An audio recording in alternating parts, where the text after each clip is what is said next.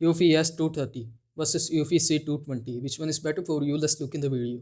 So if you find this video helpful, so please consider subscribing our channel for more this type of content and also watch the video till the end. You will see this is the detailed comparison between these two. So first talk about camera quality.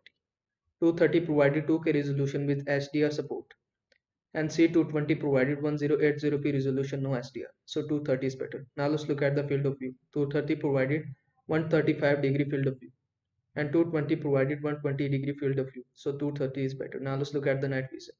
230 provided infrared and color night vision and C220 provided infrared night vision only.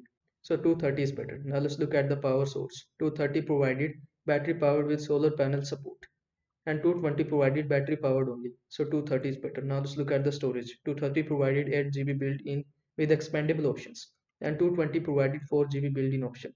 So 230 is better. Now let's look at the AI features. 230 provided advanced AI for facial and motion recognition and 220 provided basic motion detection feature. So 230 is better. Now let's look at the weather assistance. 230 provided IP67 weather assistant and 220 provided IP65 weather assistant. So 230 is better. Now let's look at the connectivity.